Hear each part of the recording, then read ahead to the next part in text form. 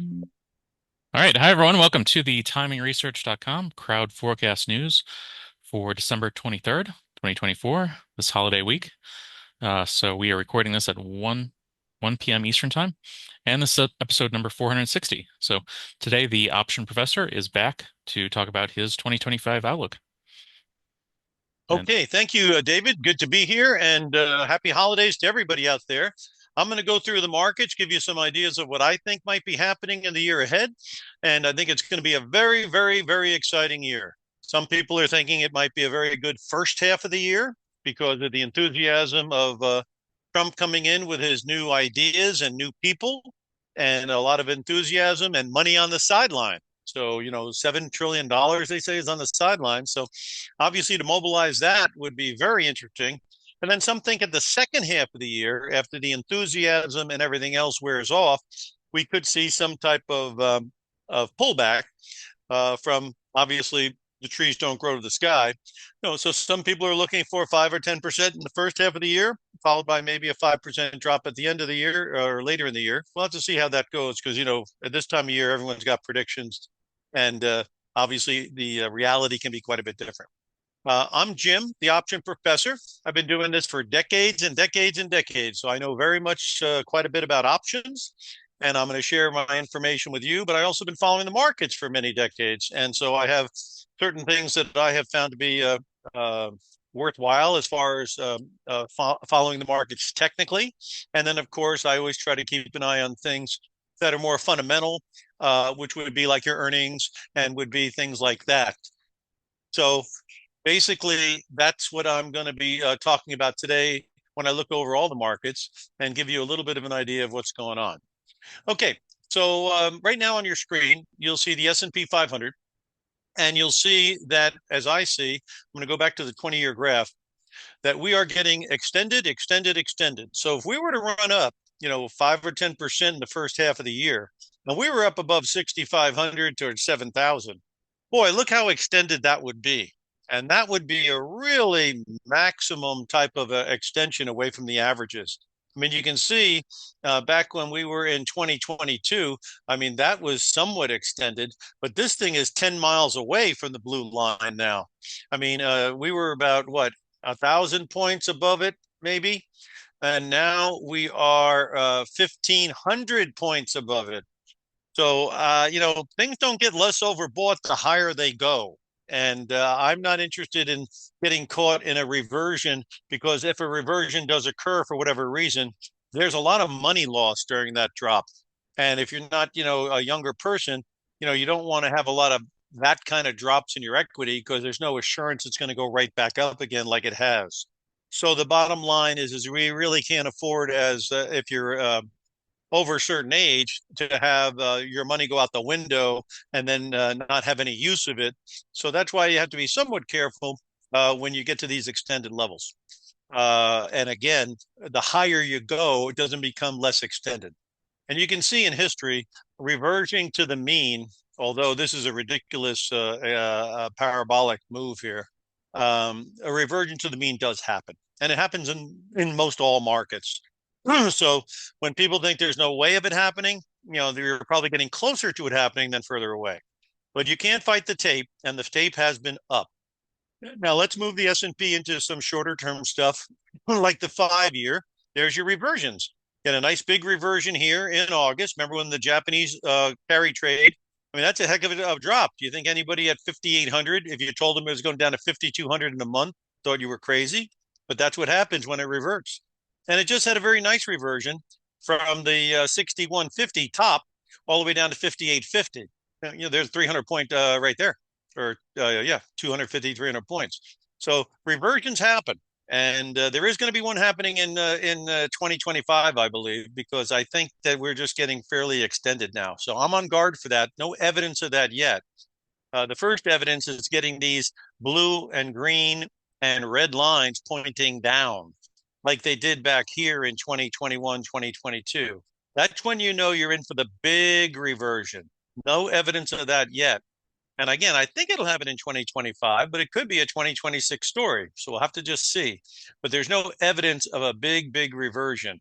Something back down to the blue line looks like the worst case scenario right now, which would be 5,600 on the S&P, which I mean, we just lost 300 points off of 6,150. So going down towards, 5,600 is not out of the question if things went sour.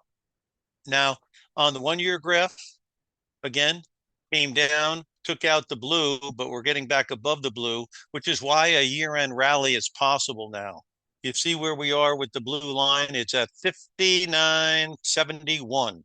So it went up to that neighborhood and backed off. The fact that it's rising is very positive. Okay. The fact that these two are trying to cross is not so positive. But this tells me, and what I've been telling people, is if we can get back above 59.71, and if we can start closing above 6,000, then you are in a position to possibly take out the 6,100 and keep going. If you're looking at the S&P future, let me show you what those numbers look like, because a lot of you guys watch that as well. Obviously, we're in the March contract now because time moves on, right? So let's take a look and see what the March contract, which is a very big premium to cash. Cash is in the 5,900 area. Look what the March is going for. March is way up here at 60.15. Again, you came down to purple. So if you were going to try to take a shot at the market, that was your neighborhood to take your shot, right? You take your shot there against the purple, right? And now you're hoping for it to get above the blue, which based on the future would be 60.55. So that's why I referenced the future. I think 60.55 and 6,100 are your two key numbers. Cash, they're lower because cash is lower.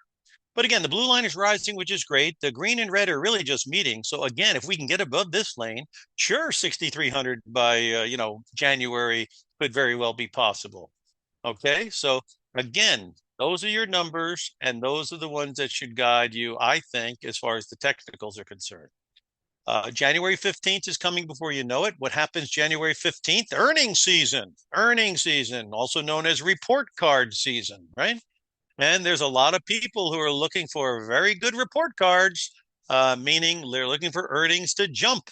And they're looking for jumps in earnings of like 18% this year coming up. So there's a big bogey there for earnings to keep going. Now, with regards to January 15th, that's when JP Morgan comes out and the banks start coming out, and that kicks off the season, which runs a good 2, 3 months after that. But again, it's always an exciting time because then talk is cheap and put up or shut up is going on.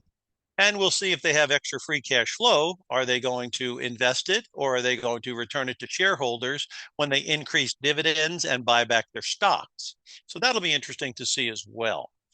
But again, that is the story on the S&P, and that is the story I'm sticking with, which is down here. That was your buy zone. Right here, you're holding, and you're looking for what? To see if it can go above 60.50 and 6,100 on the S&P March, which again was a bit lower. I think it was 59, 6,000, something like that on the cash. Again, what could be some of the leaders? Well, the way I've been figuring it is this: if we are going to go, Tom Lee and these other guys looking for these big moves, right? And hey, listen, sometimes they're very wrong for a while, and then of course they've been very right ultimately. But it hasn't been a straight line always, and they'd be the first ones to admit they're not going to be right every single day, right? So, what would I like to see if this thing is going to break above 60.50 on the future, and then 6,100 and start going for 62, 63? Here are some of the stocks I think that are going to be involved. And one of them I just basically was talking about this week in the alert. This is NVIDIA. I mean, look, this is where you take your shot, right? Right there, 127, take your shot. And then if you can get above here, which is around 138, 140, then it opens the door to a nice little remove, maybe to 150 or 160 in the first quarter of next year. These guys still have the Blackwell chips. They still have the lock on most of the spending. The spending seems to be very robust still. So they're in a good position to keep going. And again, down here was when they were coming out with the China investigation into monopoly because they bought a company back in 2020. That is the kind of noise that gets you the correction. The noise that gets you back on the bicycle is the fact that their earnings could go through the roof, and the fact that these guys can now deliver the chips, and their profit margin is like 75%. That's why it goes back on the bicycle. It's certainly not totally out of the woods, but I saw on the 5 year graph, look where it stopped. That's it again. Where did I come up with 127? That's where you take your shot right there.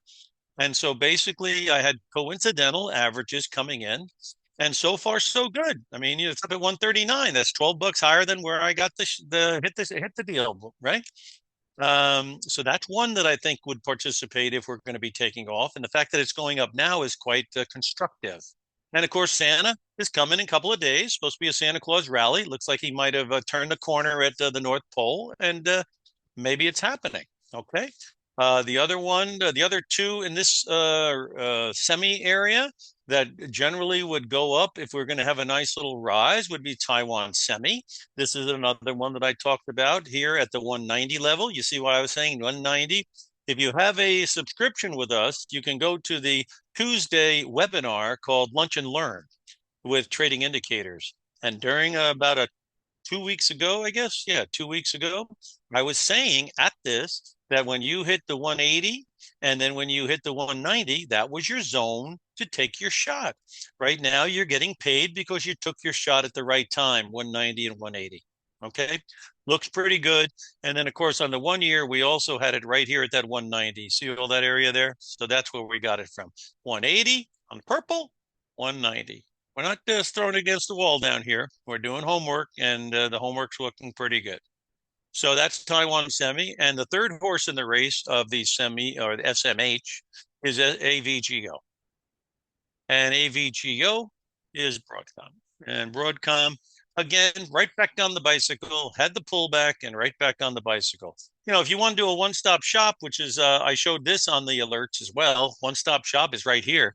And this baby here, also very much looking like it's ready to go. Again, looking at the 5 year graph on this thing, let's go over here. 5 year graph, boom. See, I mean, that's it. This is a traffic jam, and it's all at 240. So you could load the wagon all around 240. It's already at 249 almost. And if it breaks above 250, it's going to fly, in my view.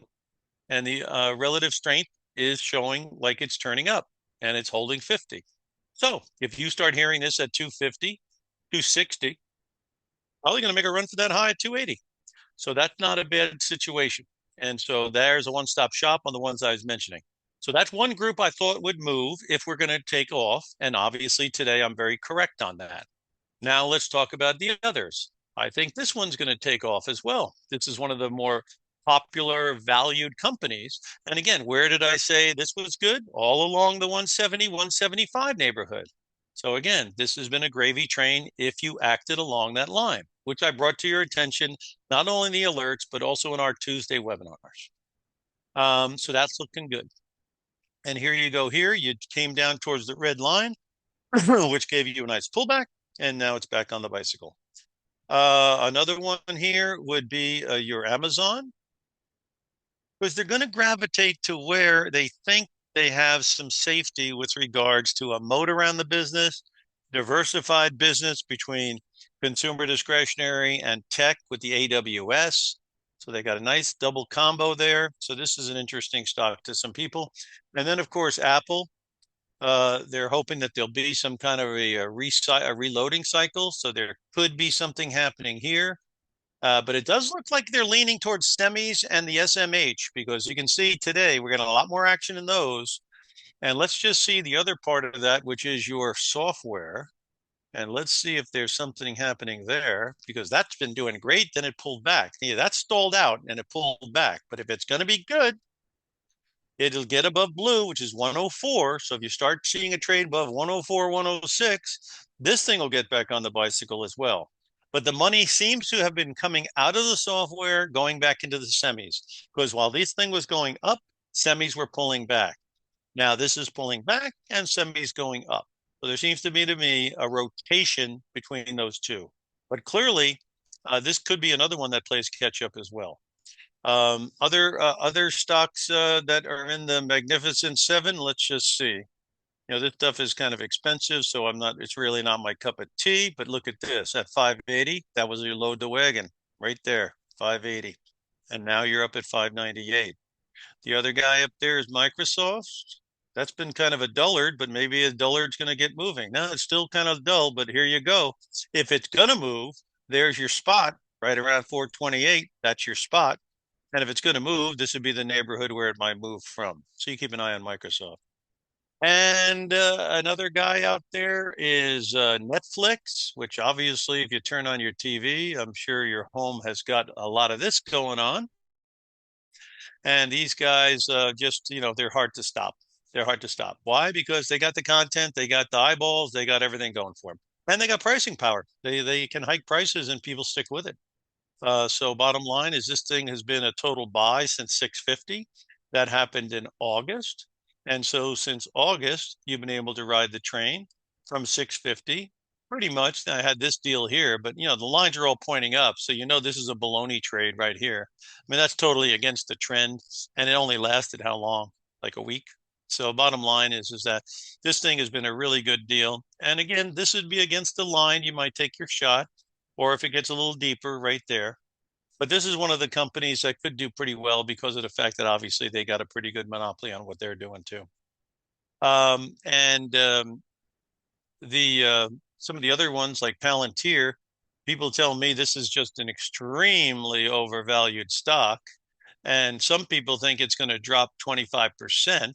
Well, what's 25%? Even if it dropped 30%, that'd be 24 bucks. 24 bucks off of 85 or 84 takes you to about low 60s, high 50s. And there you go. You got the blue line here. That'd take a little hunk out of it. And if we go to the 5 year, oh, yeah, you see, going back towards the 60s on some kind of a reality check is not out of the question.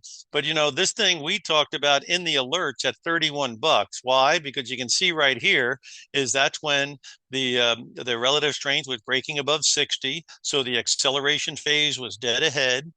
And also the trend was up and it was making kind of a new high. So this was our neighborhood where we put it on a 6 or 12 month option called a long-term option. And we've ridden this thing up on that particular thing pretty far. So there you go.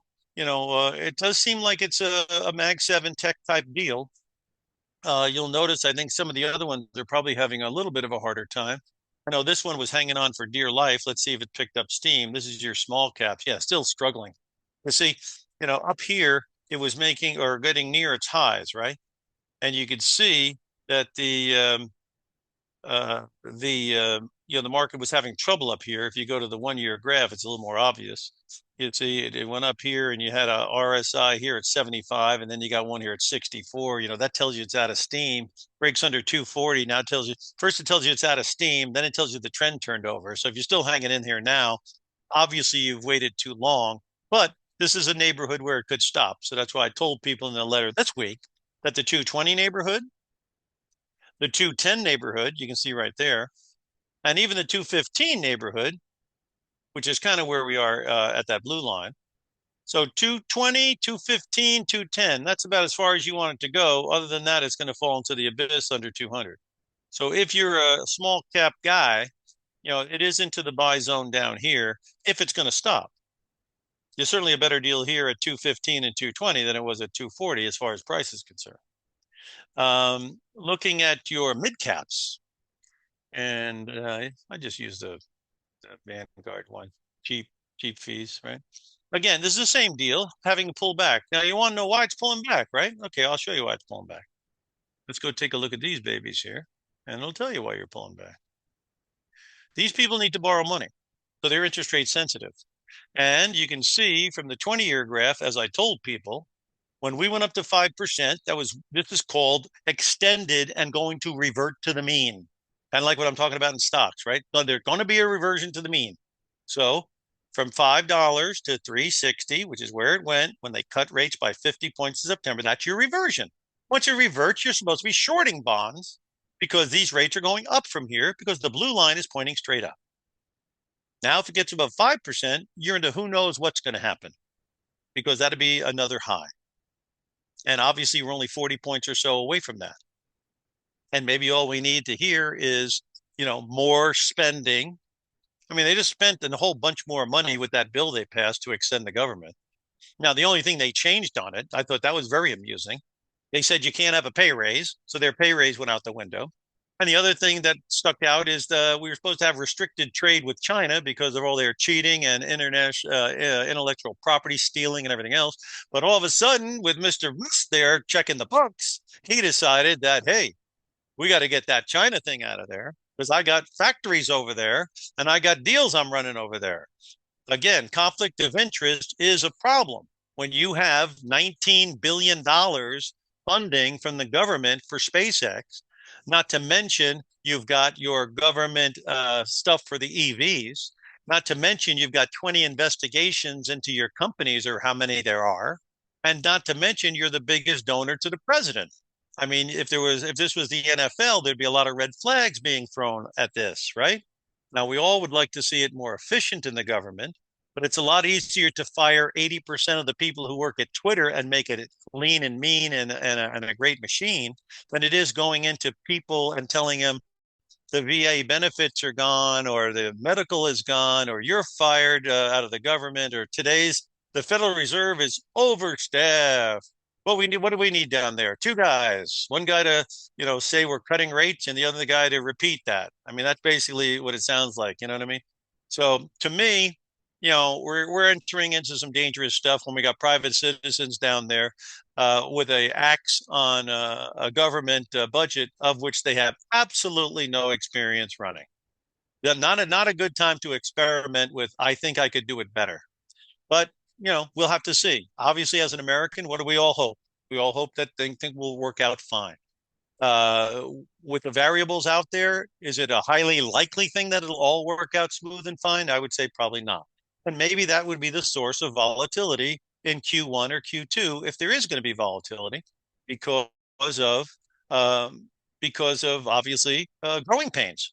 You know, you've got a lot of people with their first time jobs in this stuff. The defense secretary, the guy from Fox News, if he gets in there, you know, he was in the National Guard. That's good. But has he run a $600 billion operation with all the facets of the Defense Department? I don't think so. So that could be interesting. The lady who used to be the Attorney General of Florida, she's now heading the entire Department of Justice. A little bit of an upscale, a little bit of an uptick in responsibilities. So we obviously are hoping they all do well, but to count on them totally doing well in all these departments without hiccups, might be a little bit of Walter Mitty type stuff. Okay. So anyway, that's the story on interest rates. That's why you're having trouble with your small caps, in case you were wondering. All right. All right. So anyway, that gives you a little idea on stocks. I guess I'm telling you that I'm very if you're going to be in the stock market, it does seem like the semis and the Mag 7 are the place where people are running to, and uh, and so that's that. Uh, there seems to be some stability coming into some very weak sectors, and these are the ones where the last of this year could be better performers next year, and I'll show you a couple of those. Look at the materials. Now, the material sector has had a very big drop, right? It's gone from 98 all the way down to 84. So that's a pretty good drop, about 15% or so, right? And, this is not something that people are not going to use. And right now it's right on the dot. So what would I say? I would say start looking at your material sector.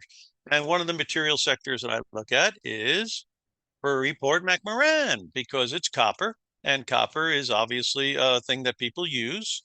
And it's also just like the other material stocks, pretty far down. And look at this, gives you an idea. It's way down here with an RSI, way down here. And so on a 1 month basis, is there any evidence that it could be slowing down? You had your RSI here at 23, and now you got your RSI at 17 and 16, and now you got it jumping to 29. So there's a little tick in the RSI a bit.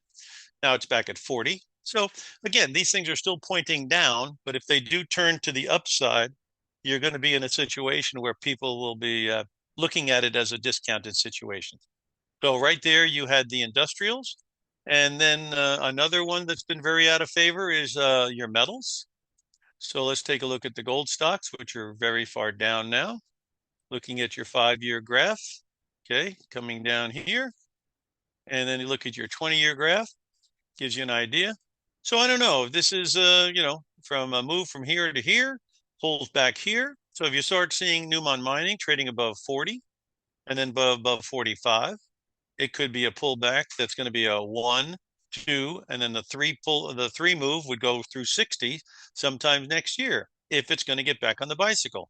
When would you have a better idea if it is? Getting above these numbers right here. So they come in at around $42. You get above $42 on Newmont Mining, and I would definitely get it on the Periscope. And another one is silver. Again, silver has uses in electric vehicles, has uses in batteries, so their uses have been expanding. This is one of the bigger companies that have silver, Pan America, and you can see it can move around because this is a 20-year graph, so it has traded up in the 40s back in 2020 and 2021. And then it went all the way down here in 2024 down to $12. It's already almost doubled in price. Can't complain on that. And that would mean the momentum has turned up a little bit. And let's just see on the 5-year. Again, it needs to get back above 22. Okay, because being above 22 would mean that the under the weakness of it has changed. Because if it has its big moves, it's always above the gold line. So there you go. You start seeing it, and the gold and the red are meeting. So this is a big neighborhood, $22. Get above $22, 22 bucks in change, it would be very positive. And like I say, the RSI is hanging in there right now. If it doesn't, then these material stocks could keep going down. That's why when I talk about in the alerts, a lot of times I'll talk about the strangle, where you do a call and a put at the same time, and you are making a bet that it's either going to go way up or it's going to go way down. Staying the same would be obviously detrimental to the strangle position. But volatility is its friend. And again, the premiums are somewhat reasonable if you can get in there when it's in a consolidation fade. Because if you know anything about options, part of the big option price is called implied volatility. What is the implication of the volatility you just saw? Well, if there's no volatility to speak of, then your premiums are going to be very much lower because the implication of doing nothing is it's going to continue to do nothing. That's the beauty of options. They're going to be priced for whatever has gone on. So if nothing's gone on, the premiums will be low. And if things start really moving, then the volatility can really jump. And that's when the premiums are going to be expanding. With regards to when they're very large, then that's a problem. Because why? Because if the market subsides, those premiums are going to come down. Or if the speed of the market slows down, those premiums will come down. Or once an option goes in the money through your strike price, it'll lose its implied volatility and basically be priced more on just intrinsic value. These are the things you can learn about on the options masterclass, which I'll refer to at the end of the broadcast. As I said to people in my recent note, at the end of the year is a great time to give yourself a Christmas present that will include knowledge and improvement of your skills. That's the good present to get to yourself. So let me talk about that later. One stock I didn't go over, which is Tesla. And obviously, Tesla is a story to itself. Now, again, I told people when it's up here at 500, because this is the exact time where I came out and told people, I think it was last week. Let's just see. I think it was last week. Yeah, it was last week when it was up at 490. I mentioned the fact that Elizabeth Warren, who obviously does not have many fans in America, particularly on the right, but she did have a point, and she wrote a big letter about to Mr. Trump, President Trump, uh, about Elon Musk and conflicts of interest. And I rattled off a bunch of the stuff that she was talking about again, which is the amount of money this guy gets from the government, this amount of credits that he gets from the government, electric credits, the amount of investigations into some of his operations, the amount of what do you call it, money that he has donated to the people. And now it seems as if a threat to anyone who does not play ball about a primary or financing their opponents so they lose their job. That doesn't smell right to many people. As much as we'd like to have him go in there and make government as efficiency as as a Swiss Army knife or something, there's still some fears on the fact that the guy's really, I mean, is he working? Who's he working for?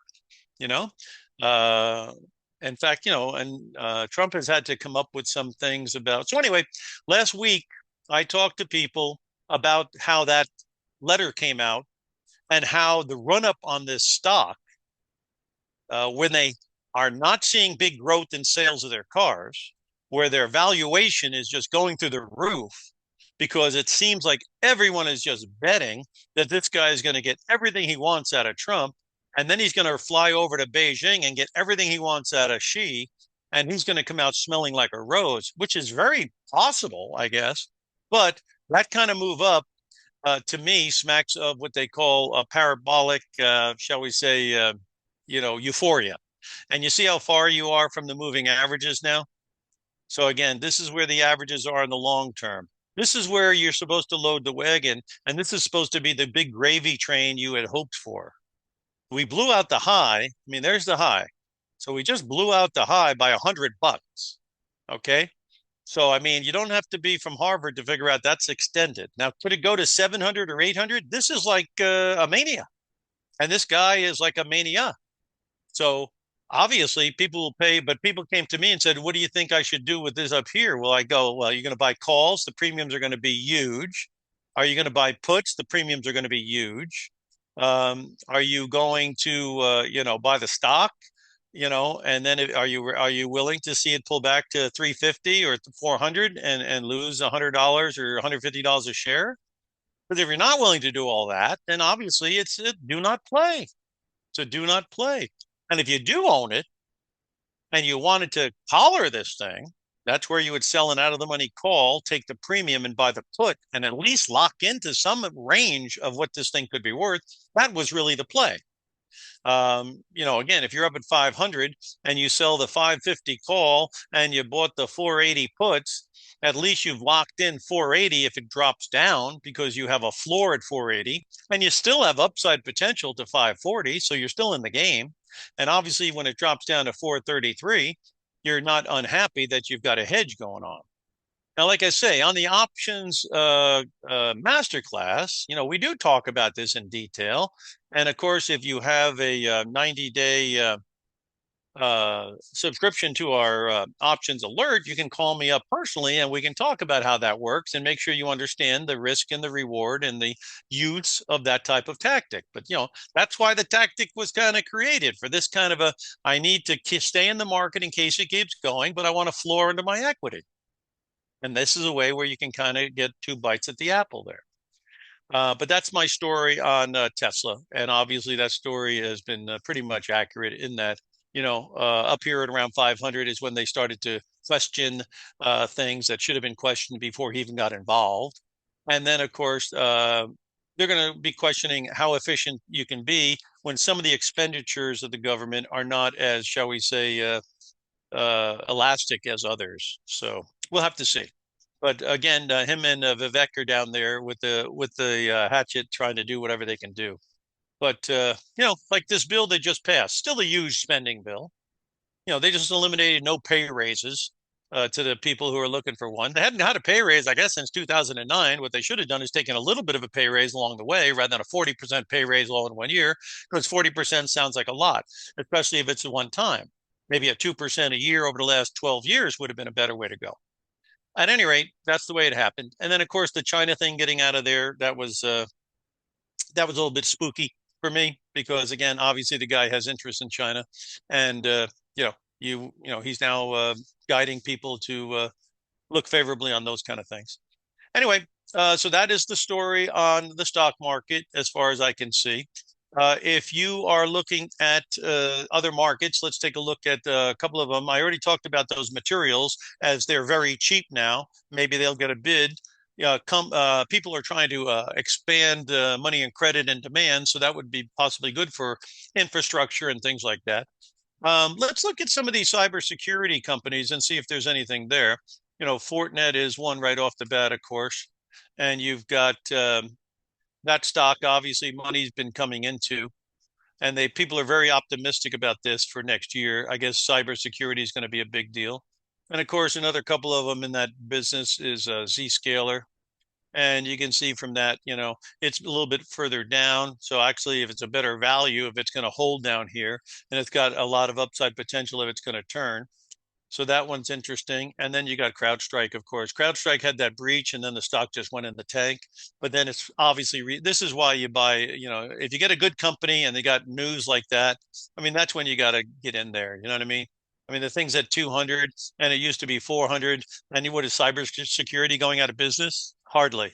So obviously, once you got some good signals here, like the red line turned up at 220, and then the green turned up at 250, and the blue turned up at 250. So 220 and 250 would be the neighborhood of loading the wagon. And again, you had another chance right here at 300 to load the wagon. And then once you're above purple, it's going. And just recently, it came down here to the blue. So this is a neighborhood where it stopped 340. So this is where you want to take your shots. And again, this company could have a very good year because cybersecurity is not going out of business. Um, and so again, I was thinking the semis could be something that are on sale here, and they could be interesting right here at this 240 level I showed you. There's another one to keep an eye on. So you got cyber, you've got what do you call it? You've got the semis, and let's take a look at energy. This is the price of crude oil. And again, let's look at the long-term graph.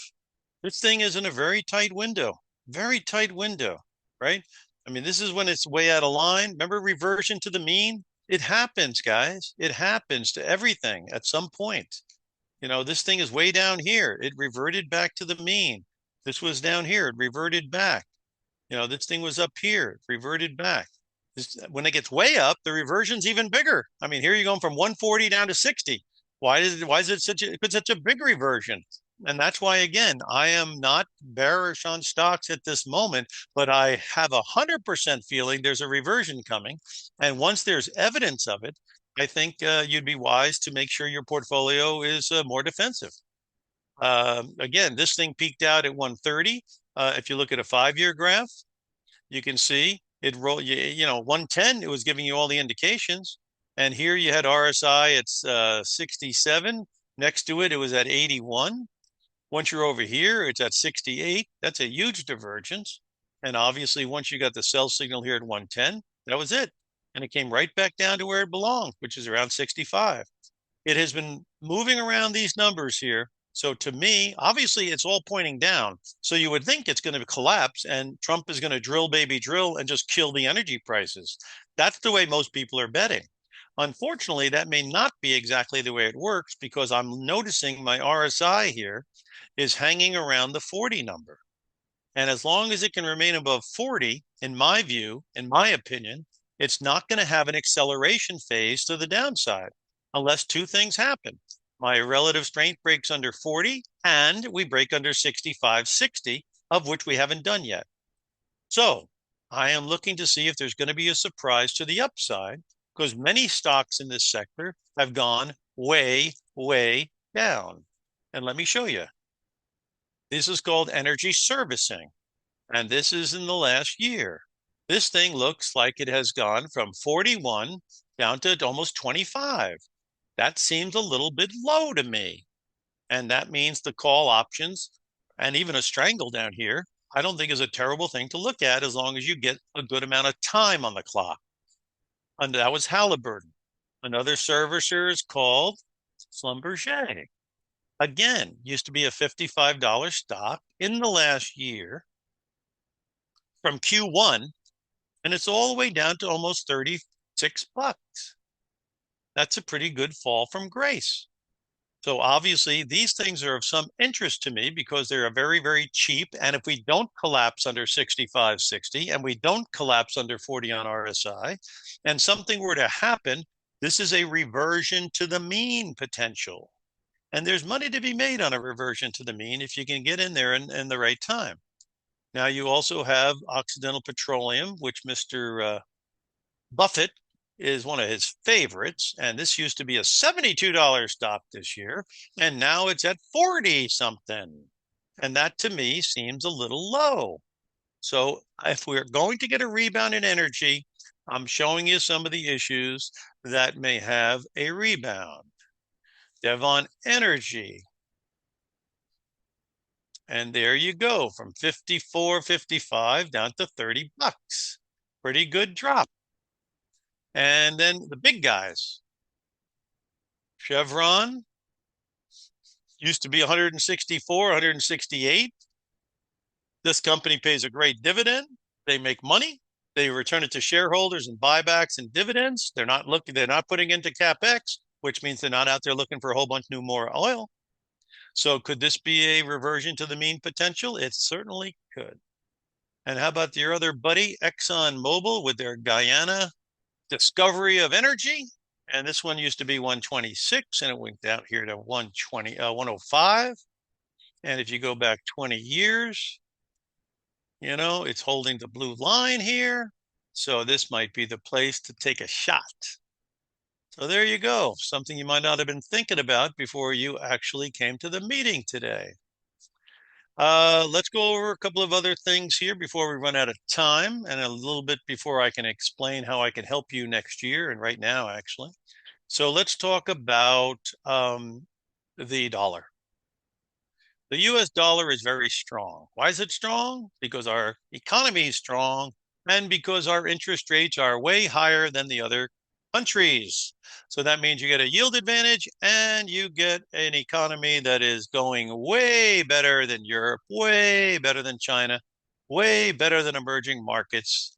And that's why the dollar has gone up. Now, how have I been calling it? I'll show you how I've been calling it.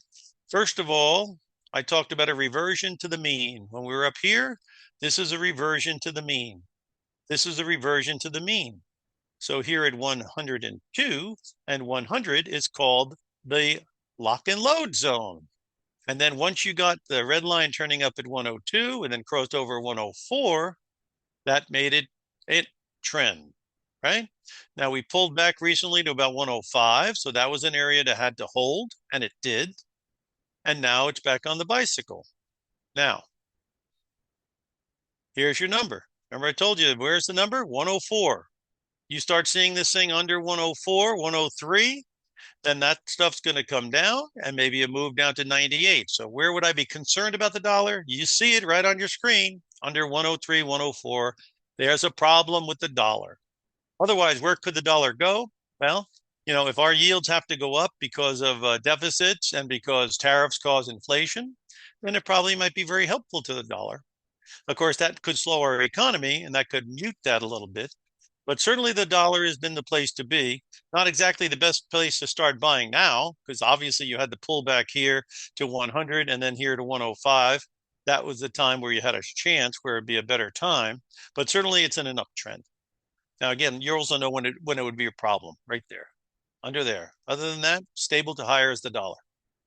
All right. Now, what else is well, we already talked about the interest rates on the 10-year, right?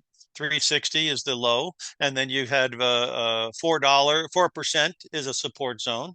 And then now you're above 450, which was resistance. And now the next stop would be 5%. And then above that, you're into the abyss. You don't know how high things would go.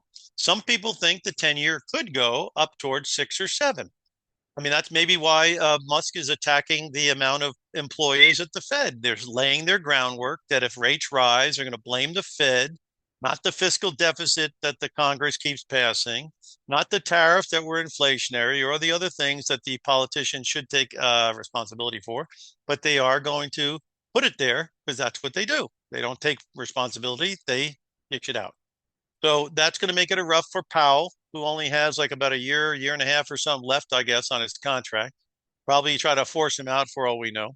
But it's going to be messy because, again, Powell's not going to be dropping interest rates and cutting interest rates if the deficits and inflation are soaring. It's just not going to happen. And of course, if you want to know what a black swan would be, the black swan would be inflation takes off, we go to 6 or 7 on the 10-year notes, and this market is totally not ready for that. And then they start firing employees, which makes unemployment rate jump up.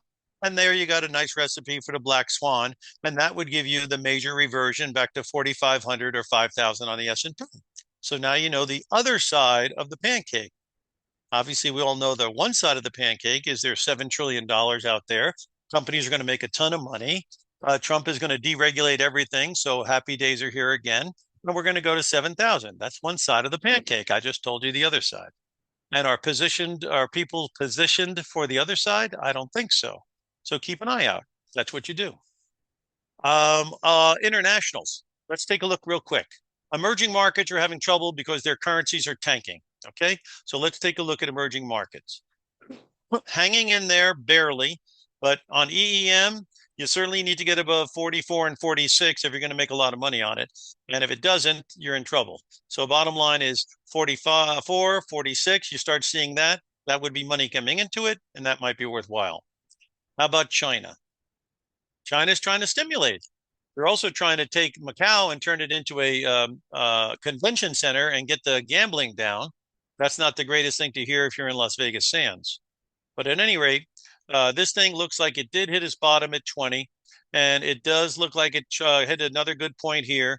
Had the huge rally, which we were fortunate enough to have in the alert. And then it came back down here to the highs, which is good, right? Held the highs, right? And now it seems like it's trying to get back on the bicycle. Clearly, you got to get above 34 to get going. And of course, in my view, the main horse in this race is Alibaba. So if you want to bet on one horse and you think it's going to work, Alibaba would be the one to bet on. And in this week's alert, I did come up with an idea, long-term idea, going out till next September on this, looking for a move. And I would think 120 and 140 in the next year could happen if they are fortunate enough to get their stimulus going and actually have it work. So this is very interesting here to me. And that's why I put it in the alert last week. Okay, so there's your international that way. How about those Latin America guys? Mexico was under pressure. Now I think they're trying to come down. They're still under pressure. So they're holding on for dear life down here. Yeah, Mexico, again, they got a new president, but this is the neighborhood there could stop at. So I'd be watching this like a hawk. If you start saying, oh, we'll take all these people back, no problem, Donnie. And if they start saying, we're not going to let China build stuff here and then circumvent the tariffs, then Mexico might be a player that's cooperating, and it could be a player that comes back into favor. I'd be watching this like a hawk because we're going to know that probably in Q1 when the deportations start and when they come in trying to find out what China is doing to get around the stuff. So watch that closely.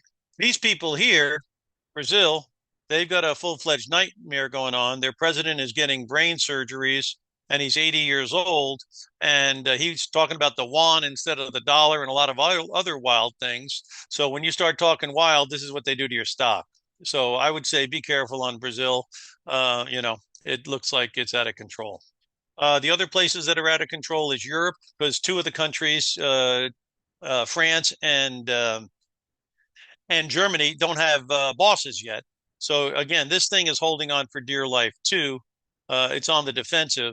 If they clear up their issues, if for whatever reason our yields backed off, that would be very positive for these people, not only on their currencies. And again, what are the tariffs going to be like? Are they going to be all bark, no bite? Or if it's going to be big bark, little bite? That would be helpful for these guys because they already got VW, BMW, and Mercedes going crazy, not well. And France obviously has got this Le Pen going against the other guy and all kinds of disputes going on there. So there's trouble over there right now, and they've got more problems with maybe a slowdown and a recession than other places as well. So that gives you a little bit of a lowdown on that, and I'm going to close out right now with Bitcoin, and then I'm going to explain how I can help you. Bitcoin. I've been very good with Bitcoin in the alerts, and I'll show you, and still looking like I might be good on this one too. So I'll show you what the story was. Okay, this is called a consolidation with an uptrend. You see the blue line is pointing up. So obviously my prejudice is whatever this is doing down here, it's going to break to the upside. Why? Because my blue line is rising. Okay. Now you got green and red hitting it, which means something's going to happen. So once we got above 65 grand, actually it was 62, I thought this was the place to get exposure. And when it went up here, I said, you know what? I'd be very careful up here because see this gap? This gap may get filled for whatever reason. And if it does, the break under 95, which it just did, or 90, right, might let us get into that gap possibly. And down there, if you're a believer that the halving process can triple the value, the halving process happens every 4 years, and it last happened in 2024 here. So by June of next year, it's supposed to possibly be able to go up towards 150 grand. So if it's going to go towards 150 grand, my thing would be, first of all, I'm not going to be interested in buying anything that can go from 110 down to 80, you know. But I would be interested in possibly buying a limited risk option on somebody who's loaded up with this thing, who could go nuts if it goes up. And again, he's got a little, this is called MicroStrategy, that Michael Saylor guy who borrows money and then buys Bitcoin. You can't get more leverage than that. But of course, when we got the signal, this is where we were interested in MicroStrategy. We had it right on the alert at 140 and 180. Okay. So can you see that was not a bad idea? Now, if it pulls back like it has, and you have a limited risk option, and we're going to go to 150 on Bitcoin by next June, you would think by next summer we could go up into the 450 to 500 to 550 and go up and test again, right? If that's the case, then obviously buying into the calls down here with a spread, limited risk, go about a year out or half a year, half a year out, go past June, uh, then this might be the place to take a shot, which is why on the alert I was discussing that this week. Other markets that sometimes benefit from an appreciation there would be this guy here, who's again right down to support. So if it's going to have another big run in Bitcoin, that could be interesting. And I have a special report, a Bitcoin report that I issue for anybody who subscribes new to the alerts. So you get that as well. So Bitcoin stuff is interesting to me now. And I've got 14 or 13 or 14 stocks that are related to Bitcoin that are interesting, and about 7 ETFs. So I try to give you as much information as I have. What the heck? I already know it. Why not share it, right? And so basically that's what I try to do each and every week, is I try to give you as much of what's going on in the world as possible, so you can kind of pick and choose where you'd like to think there's value. So the information, I think, is quite helpful, especially for people who can't or don't keep an eye on all these different things. So basically what I'd like to do now is just explain how I can help you and give you a little Christmas present here. And the way I can help you is real simple. We've got a situation called the Options Alert that come out every Sunday night. And with the alerts comes the background on all the markets. So you get a commentary on all the markets to keep up to speed on what I'm seeing, my opinions, my observations on all the stuff that I kind of mentioned now, but in greater detail. And then you get the ideas. We have ideas called strangles, where we do calls and puts at the same time, ahead of earnings or ahead of what we think could be volatile periods. And obviously, it takes a long time to come up with stocks where the premiums are somewhat reasonable, in our opinion, where the time frame is somewhat reasonable, and that volatility is somewhat reasonably to expect. And so that takes a lot of time to weed through all the different companies to find them, but we do it. And then in addition to that, we have long-term ideas. Like I mentioned, we had Palantir at 31, and we had China, that's 26, FXI, and we had the MicroStrategy at 140, 180, Coinbase around 150, 200. So we try to look down the road. Energy is going to be a big deal. So we have some natural gas stocks we think are good. We think nuclear could be a big deal. So we got some uranium stocks we think could be pretty good. So we are definitely giving you quite a bit of information each and every week. Now, again, it comes with the options class. I mean, I've been doing this for decades and professionally and everything else. So, I mean, I already know how all this stuff works, and many of you don't. So what we did is we put together an options master class where you get 3 sessions and you get 6 hours of comprehensive education. Then you got the options alerts, and then you get coaching, which means if you get the 3-month subscription, you'll get an ability to talk to me and ask me questions. It's supposed to be 1 hour, but you don't have to have it all at one time. Some people say, I'll call you at 5-minute or 10-minute intervals when I really need a question answered. Some of you really want to have the whole hour at one time. Doesn't matter. but that's a $200 value. I don't give that away, but I give it away to new subscribers so you have a better chance of understanding what's going on with options. Same reason we give away the course, so you have a better idea of what's going on with options. So there you go. You've got the course, you've got the alerts every Sunday night, you've got the ability to call me and talk to me for questions. And normally this costs $397. So your Christmas present right now is going to be that you can get it for $100 discount, and you can get it for $297. Now, I think David is going to have a link up there for you to click. And all you do is fill out your information. You click on quarterly. You'll see the price drops from 297 to 397 to 297. You fill in either PayPal or a MasterCard or Visa, and then you're in. Today, you'll get the masterclass sent to you immediately. And then Sunday, you'll be eligible to get the alerts for the next 90 days, which is obviously 12 weeks of alerts. Not bad. And to ask questions.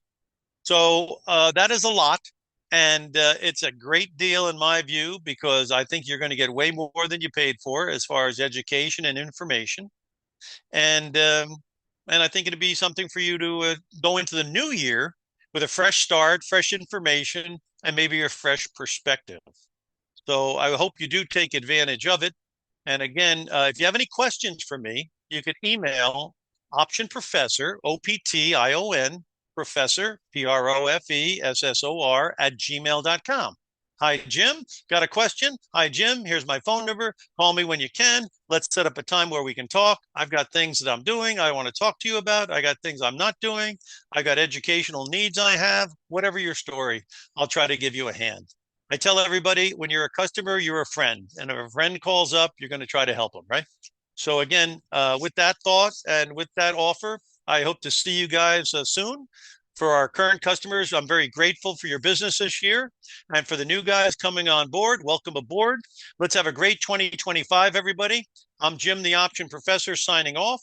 And like I said, don't forget, if you have any questions, shoot me an email. Otherwise, hopefully you can get signed up here and we can start the year up and running. It's going to be a great year. And it's going to be a very interesting year as well. Okay, God bless everybody. Have a great holiday. This is Jim, the Option Professor, signing out, and enjoy the rest of your day.